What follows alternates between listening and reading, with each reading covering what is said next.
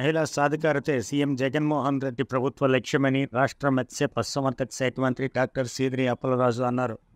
శ్రీకాకుళం జిల్లా Palasa GJ college గ్రౌండ్లోను, Kashibugga సంత మైదానంలోనూ వేర్వేరుగా వైఎస్ఆర్ ఆసరా 4వ విడత చెక్కులు పంపిణీ కార్యక్రమాలు ఆదివారం నిర్వహించారు.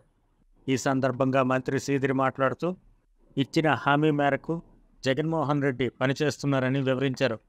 ప్రతిపక్ష నాయకుడు నారా చంద్రబాబు నాయుడు స్థానిక టీడీపీ నాయకులపై తనదైన శైలిలో విరుచుకుపడ్డారు.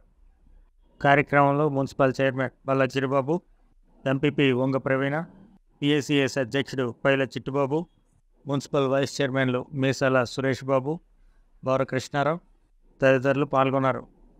గారు పేద కుటుంబం నుండి వచ్చి మనలాంటి కుటుంబం నుండి వచ్చి ఈరోజు శాసనసభ్యులై మన అందరినీ సమానత్వం కాకుండా అందరినీ ఒకేలాగా చూస్తూ మన ఎటువంటి కష్టాల్లో ఉన్నా కూడా క్షణాల్లో ఇది చంద్రబాబు అన్నమాట.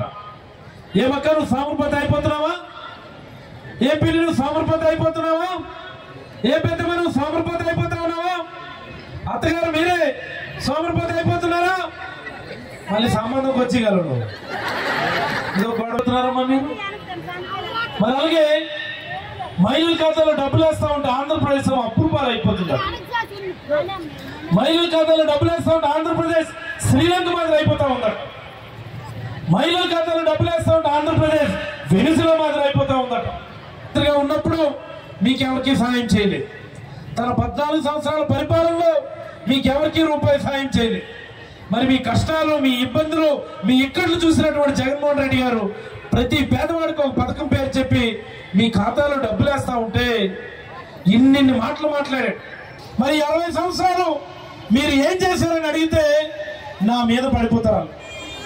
మీరు ఏం చేశారని చెప్పండి అంటే ఈయన పశువుల మంత్రి, పశువుల మంత్రి అని నా మీద పడిపోతారు. నిజమే, నీలాంటి పశువులకి మంచి వైద్యం అందించమని జగన్మోహన్ రెడ్డి గారు నాకు ఆ పశువుల శాఖ అప్పచెప్పారని ఈ సందర్భంగా నేనైతే తెలియజేస్తా ఉన్నాను. నేను తెలుసు గౌతు శిరీష అంటాం మనం. వాళ్ళ ఆయన ఇంటి పేరేమో యార్లగడ్డ వెంకట చౌదరి సంతి. నేను అంటాను ఆ ఇంటి పేరు యార్లగడ్డ కాదు, ఎర్రగడ్డ అని. ఎర్రగడ్డని ఎందుకు అంటాడంటే మీరందరూ ఒకసారి ఇంటికి వెళ్ళిన తర్వాత మీ అబ్బాయికో మీ అమ్మాయికో పిలిచి ఆ సెల్ ఫోన్ తీసుకొని ఏదయ్యా ఒకసారి ఆ ఎర్రగడ్డ వారు మాట్లాడుకుంటే ఒకసారి చూపించని చెప్పి ఒకసారి అడగండి, మీకే అర్థమైపోతుంది. ఎర్రగడ్డో మీకే తెలిసిపోతుంది. ఎర్రగడ్డ అంటే తెలుసు కదా, హైదరాబాద్లో ఉన్నది, చాలా ఫేమస్ పిచ్చి ఆసుపత్రి.